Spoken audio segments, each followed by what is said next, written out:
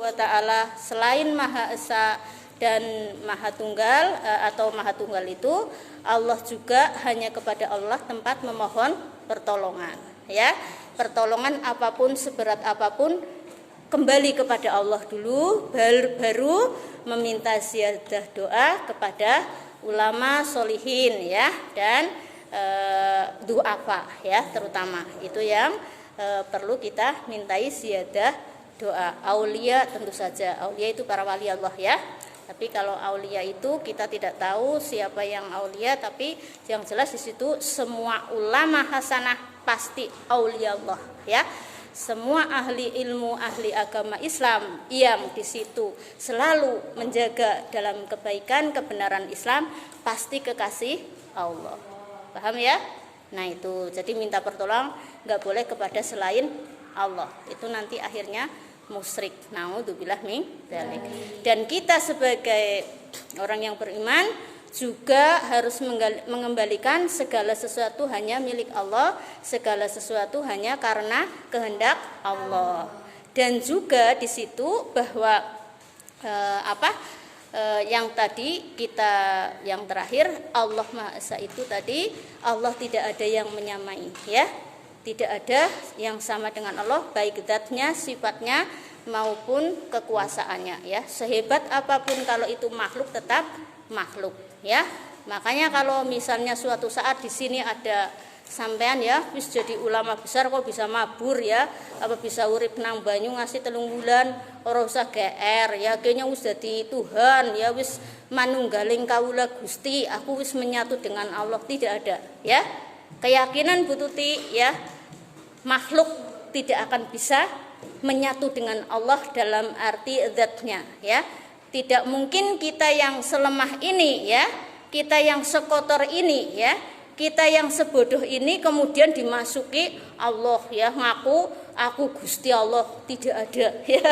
Kan kalau saking, ya, saking merasa hebatnya, saking merasa sucinya, itu ada bisikan-bisikan nanti yang di situ membisikkan bahwa kowe Gusti Allah wis mlebu maring atimu. Ana sing iki nanti, ya, terutama nanti kalau pada tingkat sudah makrifat billah dan mahabbah ilallah, ya, sampean urung tekan gue. Kalau Bu Tuti sudah pernah ngalami itu, ya. Maka kemudian ini akal harus selalu digunakan. Dan akal ini dibantu atau dikembalikan kepada hujah Al-Quran dan Al-Hadis. Waktu itu Bu Tuti juga bingung. Mahabbah ilallah, ya, sampai kemudian nikmat sekali di sini, ya, bertahun-tahun nggak hilang Allah meskipun saya sedang ngomong seperti ini rasanya begitu dahsyat di sini indahnya tentang Allah, ya, waktu itu. Nah, mungkin itu yang dikatakan mahabbah ilallah dari mungkin yang ahli tasawuf dan sebagainya dirasakan itu. Lah, Bu Tuti waktu itu sampai begini, ya Allah, nikmat betul merasakan keindahan ini, ya Allah. Seandainya engkau berwujud seorang laki-laki, aku akan rebahan di pangkuan. Aduh, jaluk tilus-lus nang Gusti Allah. Ki kan menceng, ya. Tapi kemencengan itu kemudian dijawab sama Allah Subhanahu wa taala, ya. Ketika suatu malam paginya Bu Tuti sedang berbisik seperti itu, malam harinya Bu Tuti terus menemukan pemikiran. Ya. Saya tidak saya sampaikan prosesnya seperti apa, nanti malah pada timbul fitnah dan suudzon, ya. Saya gambarkan saja, misalnya ada laki-laki, ya, seolah-olah itu menjadi Allah, terus kemudian Bu Tuti dipeluk sama laki-laki itu atau minta dipeluk sama laki-laki itu, kan hukumnya haram, ya. Nah, maka kemudian Bu Tuti menyimpulkan, oh berarti makhluk tidak akan bisa dimasuki oleh zat Allah. Allah adalah Khalik, ya. Allah adalah pencipta, tidak mungkin masuk kepada sang yang diciptakan. Ini bedanya tauhid Islam dengan tauhid, ya, atau dengan agama-agama yang lain, ya. Jadi Allah itu tidak bisa kita merasa dimasuki Allah Subhanahu wa ta'ala, ya, karena Allah adalah Khalik, sedangkan kita adalah makhluk, kita penuh kelemahan. Nah, saya takutnya gitu, nanti kalau Anda sudah jadi ulama besar, kemudian tidak tahu ini kan merasa GR, dikira Allah mlebu maring awake dewek. Tidak mungkin. Contohnya itu tadi, seandainya Allah itu wujud seorang laki-laki seperti yang tadi Bu Tuti ceritakan, kemudian memeluk itu kan hukumnya haram ya, maka dikembalikan di dalam Al-Qur'an ya. Caranya seperti itu ya. Caranya dikembalikan ke dalam Al-Qur'an, bahwa ternyata yang namanya di dalam Al-Qur'an itu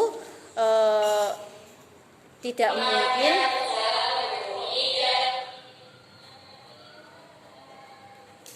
ya, tidak mungkin